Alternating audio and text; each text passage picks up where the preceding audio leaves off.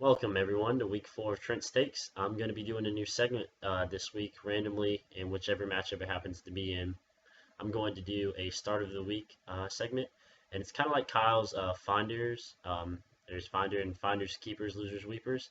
Um, I just talked to him about it, and he said it'd be cool if I used it. Kyle's thing is kind of like someone that you pick up in free agency and use that week, that has like a big day for you. My start of the week is kind of someone who like you have on your team already. Maybe there's a bye week or someone ahead of them on the depth chart goes down, and you just happen to throw them out there.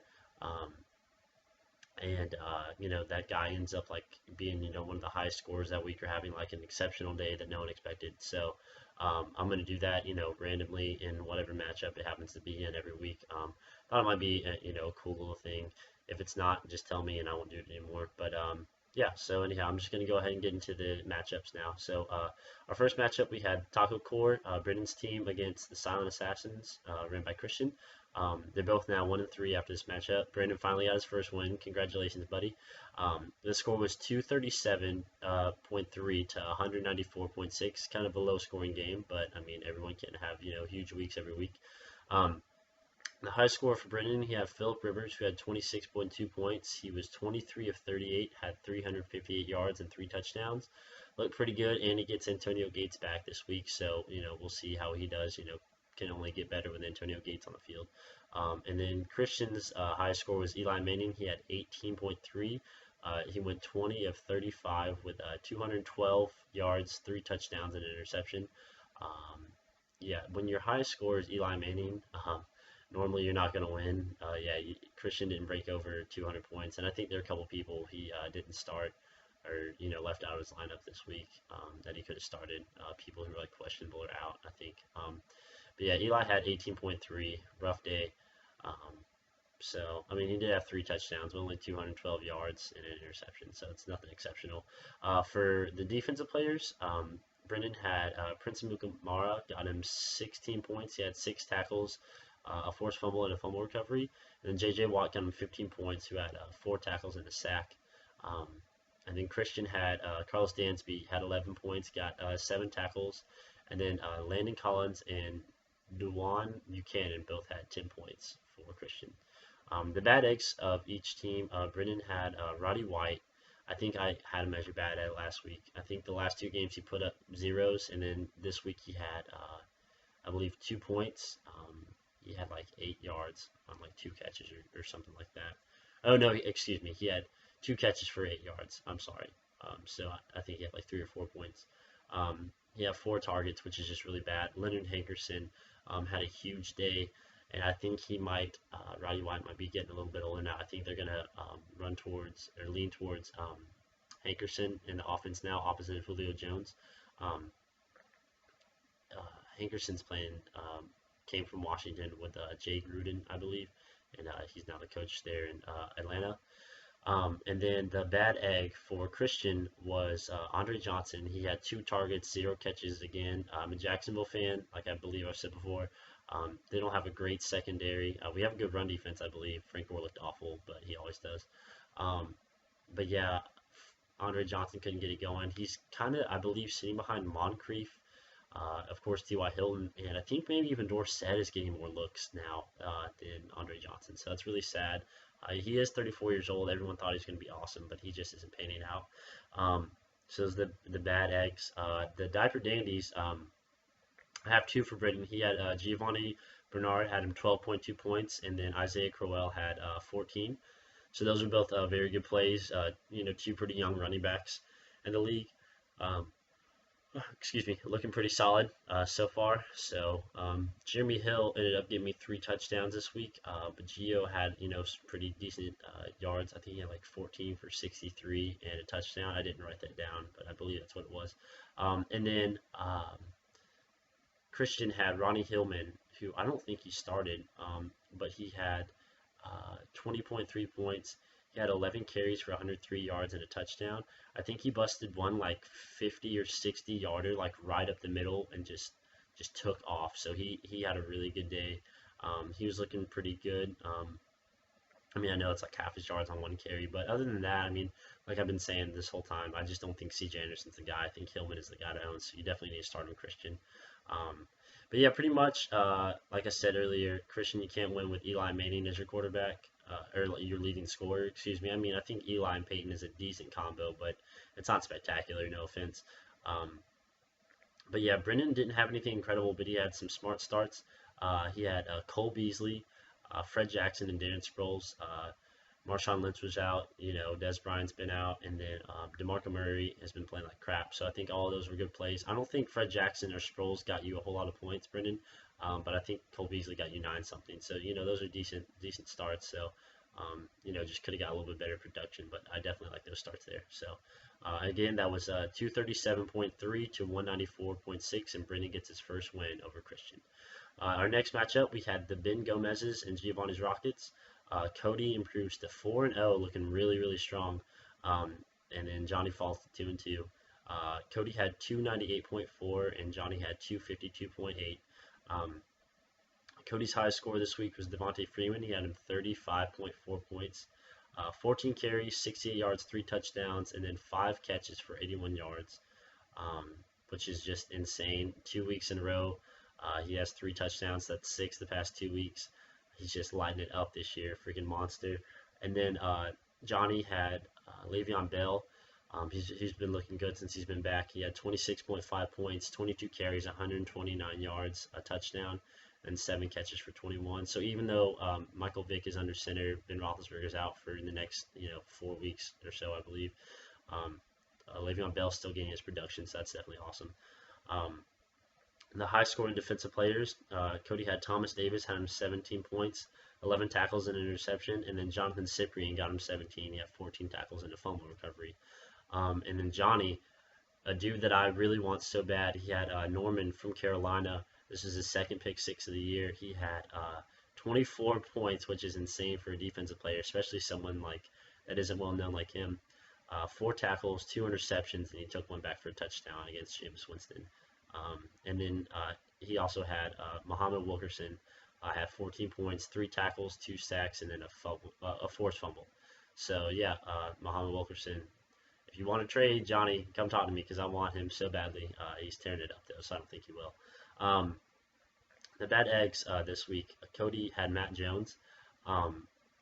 He had 11 points, didn't have any catches, so he didn't get the half point for the catch on anything.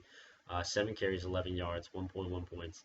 I think he's only eclipsed 5 points in that one game that he went insane in, and I think the second week he had like 1 point something points, and the first week he had like 3 or 4 points. So I think that game might have just really been a fluke. Everyone was freaking out about him. I mean, I definitely think you should still start him, but I wouldn't be surprised if he just doesn't do super well. Like I said, him or Alfred Morris just aren't really that good this year. I don't like Washington's offense except for maybe like Garcon as a flex play. I know I have Kirk Cousins, but he's nothing special. And then the bad egg for Johnny is actually Melvin Gordon. He had 5.6 points this week, 12 for 38 rushing, and then 2 catches for 8 yards. I just don't think Melvin Gordon's going to be anything more than like a bye week flex play, to be honest. And I know you're going to start him because there's so much invested in him, not only on like your team with the draft, but also in their organization, San Diego's organization. I just think Danny Woodhead is too good of a player to be, on the bench. He can catch the ball and block too well, to be held out and have his job taken by, Melvin Gordon. And I just don't think that San Diego's ever going to really focus on the run game with Philip Rivers there. He's a gunslinger. He's got plenty of weapons. Floyd, Keenan Allen, Stevie Johnson, Antonio Gates comes back. Ladarius Green caught another touchdown this week. I just don't see Melvin Gordon ever really being the guy there, or at least for a few years. I mean, I know he has, loads of potential. Don't get me wrong. I'm not trying to talk crap about the guy, but I mean, I just think for this season, or at least for right now, for the next, foreseeable future, I just don't think Melvin Gordon's going to do a whole lot. The Diaper Dandies this week, Cody had Allen Hurns, had 25.1 points, 11 catches for 116 yards and a touchdown. Awesome numbers. He looked like Blake Bortles' favorite target. I was watching the game against Indy, and the commentators said that they had asked Blake earlier in the week who his favorite target was, and he said he didn't have one, which I think is bullcrap. It's definitely Hearns. But then he went on to say that Allen Hearns just always is in the right spot at the right time. So it's definitely Hearns. I mean, Allen Robinson has loads of potential, but I definitely think it is Hearns. And then for Johnny, I know I've talked ill about Duke Johnson in the past, but he showed up this week. He had 22.1 points, 8 carries for 31 yards, and then he had 9 catches for 85 yards and a touchdown. Looked really solid. Looked like the rookie that was drafted out of Miami because he was doing that stuff in Miami in the ACC last year and past couple years and stuff. So yeah, Duke Johnson's maybe coming into his role now.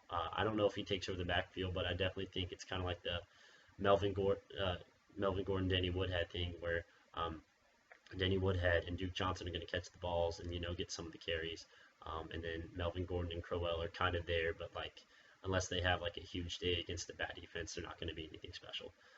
But yeah, pretty much my summary is Johnny didn't have any players with huge games.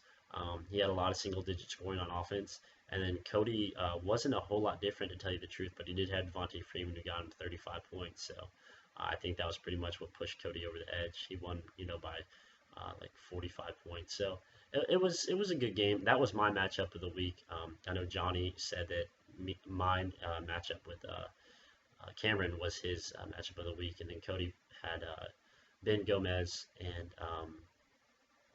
Dakota as the matchup of the week on Facebook. So, but yeah, I don't know. I thought it was a good game.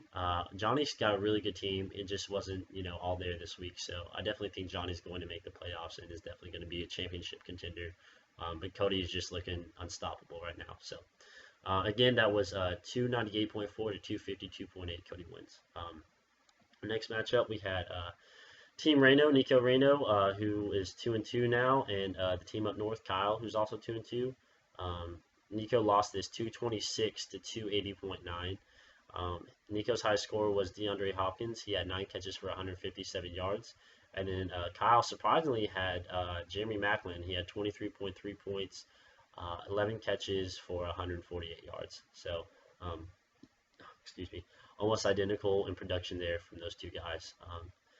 The highest scorers on defense this week, Nico had DeQuell Jackson, who has been a recurring theme. He's like one of the best.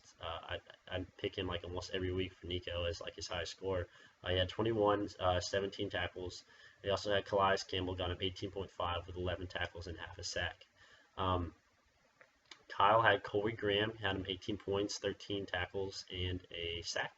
And then Eric Weddle got him, I believe, I didn't write down how many points. I think it was 13 points. He had 11 tackles and half a sack.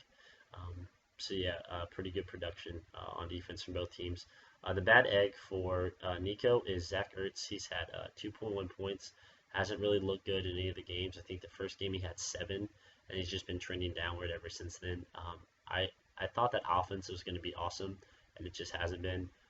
So I just think Zach Ertz is someone that, just not that you drop him because he still is young, still has a lot of potential on a Chip Kelly offense, but I just think maybe you might want to try to find someone else to replace him in your starting lineup.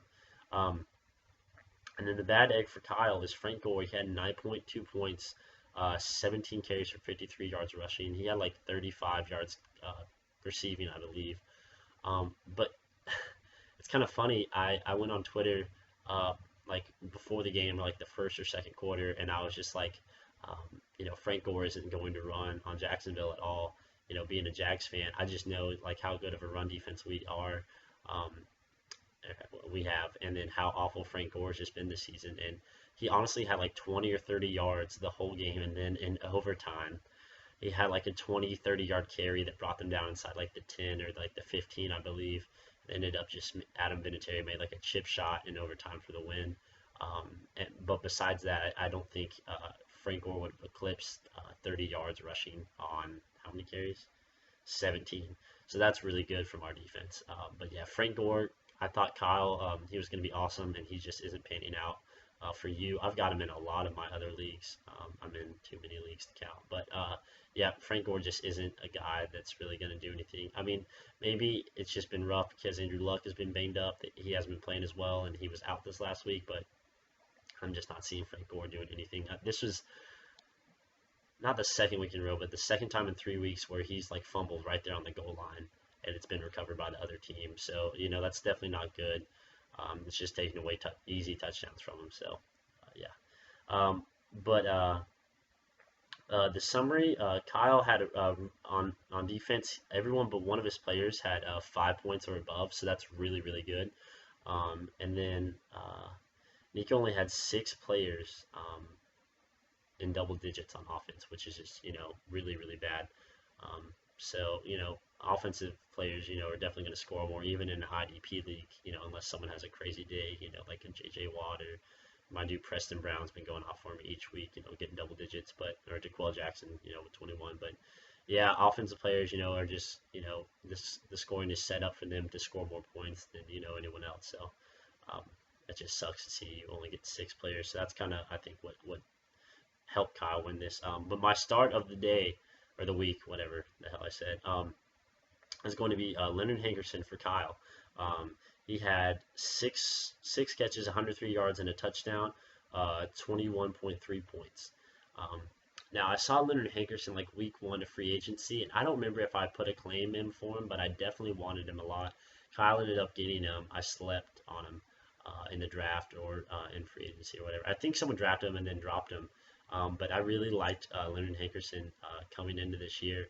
And he finally showed up, had a huge day. Roddy White's been awful, and I think that with the double coverage to Julio and the attention over there, because honestly I think Julio Jones is the best wide receiver in the NFL right now. You're welcome, Johnny. No, but seriously, he really is. And Leonard Hankerson playing opposite of that, without them really having a tight end to throw to, that's just awesome for him, in the slot and stuff. So I think that's really really good, for that start. We'll see if he can stay consistent, end up being like a continual finder for you, Kyle. But yeah, that was 226 to 280.9. Kyle wins, and both teams are now 2-2. My matchup was against Cameron, who improves to 3-1. Against me, I'm 2-2 now. He beat me 250.7 to 230.2. Initially, I was going to blame my whole loss on the CJ Spiller 80-yard touchdown in overtime, but then I went back and looked, and I still would have lost, even if CJ Spiller didn't catch that pass. So Cameron beat me fair and square. His highest score was Martellus Bennett, had him 20.8 points, 11 catches, 83 yards, and a touchdown. My highest score was Sam Bradford, surprisingly, because I think the whole first half and even into the third some, Sam Bradford was like in the single digits. He ended up with 24.2 points, 15 of 28, 270, 3 touchdowns, and then he had to run for 14 yards. So I wasn't banking on Sam Bradford this season. I was actually kind of just waiting on Tony Romo to get healthy to start Sam Bradford, but I'm going to be torn to start Blake Bortles or Sam Bradford every week as my second quarterback if he keeps this up. But for defensive players, Cameron Hayward had him 15 points, 7 tackles, a sack, and a forced fumble. And then Brandon Marshall got him 13 points with 9 tackles. I had Preston Brown, that dude that I'm in love with, and none of you are ever going to get, even if you send me like Des Bryant or someone like that for him. He has 13 points, 11 tackles, and then I had Malcolm Jenkins got me 11 points on 9 tackles. The bad eggs this week for Cameron, I'm going to say Ndamukong Suh.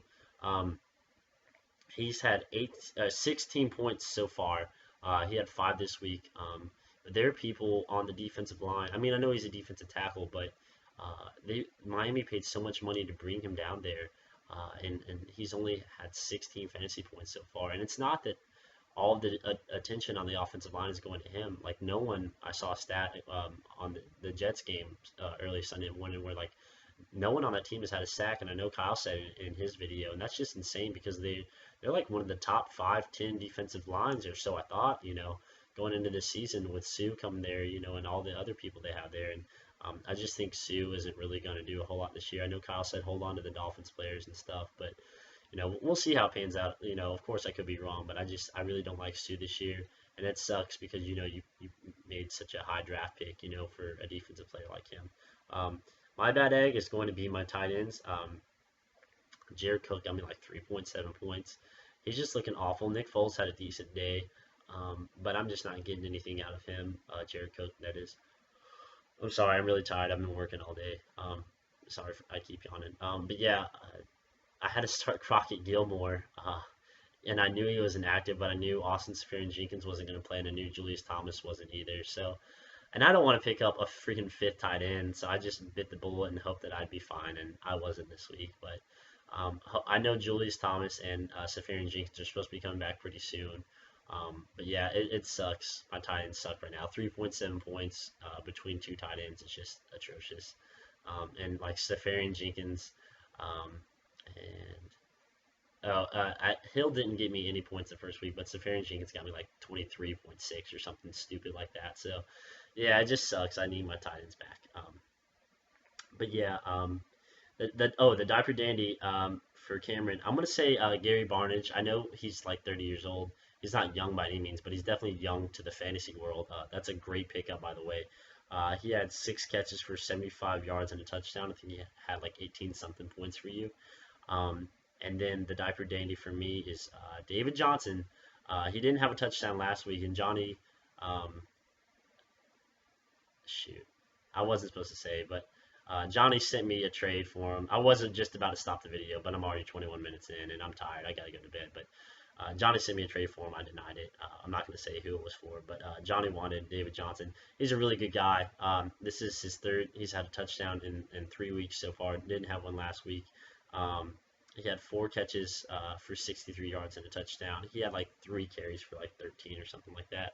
I think he's going to kind of be in like that, what I was saying with the Cleveland offense and the San Diego offense. They're going to have one guy that, runs the ball and is pretty athletic, and then they're going to have another guy that comes in and catches the ball. I know Chris Johnson was there, but I don't even think he got a whole point this week or 2 points this week.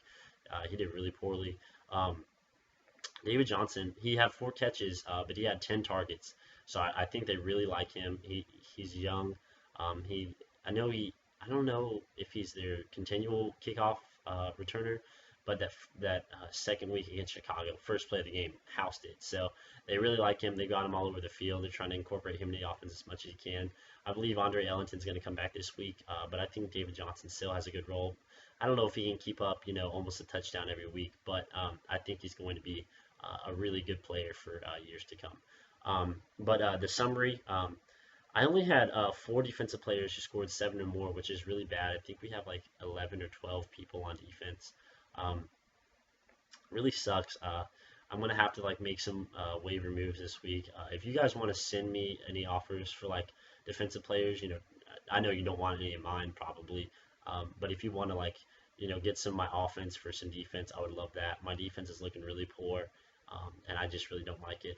But honestly, Cameron did have a good game. I was going to come on here and complain about how awful CJ Spiller is, but he would have beat me either way, with Barnage and Bennett, and he has a good team. He's 3-1 now, so good for you, Cameron. It was a good matchup. So on to our game of the week this week. We had the Team Opium, Ben Gomez against War Daddy Buck U, Dakota's team. Dakota's now 2-2, and Team Opium is 1-3. Dakota won 252.9 to 217.8.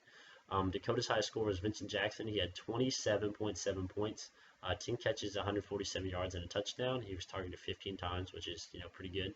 And then Ben had Brandon Marshall had him 18.3, 7 catches, 128 yards. Um, it's going to be hard whenever a wide receiver scores more than your quarterbacks. I think both your quarterbacks, Newton and Russell Wilson, I believe, had like 16. So it's going to be hard to win whenever that happens. But anyhow, oh yeah, the defensive players. Sorry, Janoris Jenkins had 13 points for Dakota, 5 tackles and an interception. And then Von Miller, who was just on fire, had that fumble recovery to seal the deal for the Broncos game this week. Had 12 points, 4 tackles, 1 sack, and a fumble recovery. And then for Ben, Cliff Averill had him 12 points on 4 tackles, and James Laurinaitis had him 11 points. He had 5 tackles, 1 sack, and a forced fumble. So those are our defensive players this week. The bad eggs for Dakota, I'm going to say Trey Mason. He had negative zero point 0.1 yards. He had 2 carries for a combined total of negative 1 yards. Todd Gurley's back, and Benny Cunningham is there. I'm going to talk about Benny Cunningham in a second here. But yeah, I just don't think Trey Mason is going to be anything with those two guys there in the picture and in that offense, really. So then for Ben, again, this week it's DeMarco Murray. He had 5.8 points, 8 carries for 36 yards. It's just too much of a committee there, and he's just not that good of a running back. I think a lot of it was, and I don't want to be that guy, but I really do think a lot of it was the offensive line in Dallas that made him like this, um, or made last year so successful for him. The Eagles lost Evan Mathis in free agency. He went to Denver. I just don't think that that line is really that good. They're okay, but clearly not good enough for DeMarco Murray, to get anywhere. He's trying to run. I saw something on ESPN. He's trying to run, east and west instead of north and south a lot this year. Just because like the offensive line is just getting plugged up so fast, and he doesn't have anywhere to go, and he's just not getting anything out of it. I mean, he's fast, of course. He's a running back in the NFL, but nothing special from him. But my diaper Danny's this week. I have Dion Lewis. He had a bye week this week for Dakota, but I think he's a really good young guy. Um, he's 25 years old, so he's kind of young. But I really like him more than LeGarrette Blount in that New England offense, especially catching balls in a half point per reception league. And then Theo Riddick for Ben. He's 24.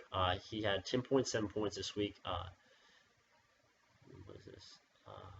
I'm sorry. He had 7.1 this week. Excuse me. He had 10.7 the first week, 6.1 the second week, and 11.6 the third week last week. Um, Theo Riddick is going to catch the ball a lot and get you those points I was just talking about. Um, I really like him as a flex play all year long. I think that Abdullah's there, and it sucks because he takes away from Abdullah's points for me. Because he catches the ball so well. He literally never runs the ball. When they put him out on the field, he's going to catch the ball. He's out there on third downs to catch the ball. Run little wheel routes and stuff, screens and everything. I like Theo Riddick a lot in fantasy this year for the Detroit Lions. But our summary was no one really had any crazy days for either team. Dakota had Doug Martin and Vincent Jackson combined for over 50 points. Um, and then, but other than that, both teams are pretty much even on offense and defense. So yeah, Dakota goes to 2-2. Ben falls to 1-3. 252.9 to 217.8.